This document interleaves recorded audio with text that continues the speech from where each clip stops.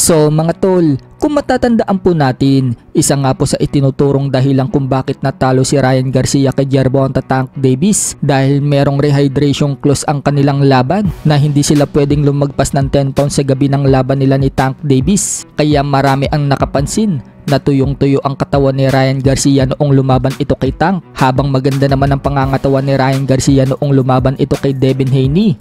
Kaya nanalo si Ryan Garcia kay Devin Haney.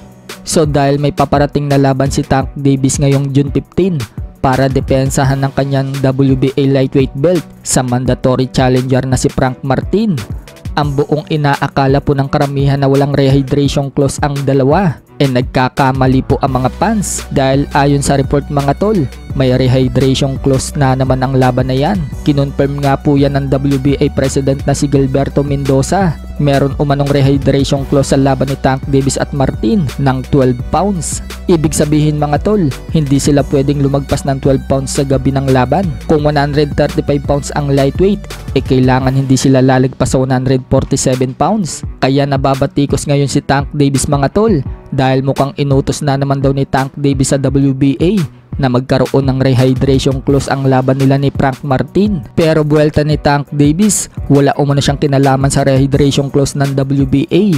Wala rin daw siyang kapangyarihan upang mag-utos dito sa WBA na gawin ang rehydration clause. Pumalma naman ang promoter ni Frank Martin na si Errol Spence Jr.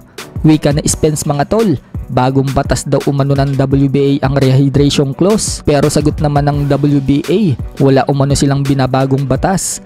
Sa katunayan, lalaban nga daw itong si Rayford sa June 1 sa WBA 126 pounds. Pero wala naman umanong rehydration clause ang laban nito kay Nick Bull. Pero mukhang lumalabas mga tol, na request talaga ni Tank Davis ang rehydration clause dahil nagpaliwanag siya noong binabatikos na siya. Ani ni Tank Davis, ano naman daw ang problema kung may rehydration clause sila ni Frank Martin? Parehas naman daw silang lalaban sa parehong timbang. Marami na tuloy ngayon ang nawawala ng paghanga dito kay Tank Davis dahil sa pagiging mautak nito sa laban. Advantage umano yan ni Tank Davis para manakaut ang kalaban niya. Kung magaan nga naman ang kalaban, kayang-kaya niyang pabagsakin. Sa kabilang banda naman mga tol, dahil nakatikim ng unang knockdown si pound for pound king at undisputed super bantamweight world champion na Oya Inoue sa laban nito kay Luis Nery isang linggo na mahigit ang nagdaan. Tumira nga po si former 3 division world champion Janrel Casimero kay Inoue, na alam naman ng karamihan na malakas din ang left hook ni Casimero. Wika ni Casimero sa post niya sa social media, pangako umano na kaliwang kamay lang daw ang gagamitin niya kay Naoya Inoue.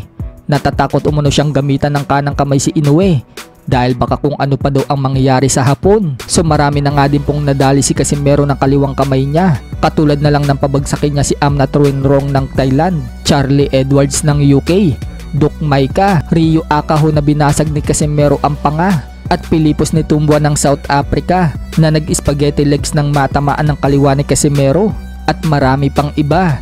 Iilan lang po yan sa mga nadali ni Casimero ng pamatay niyang left hook.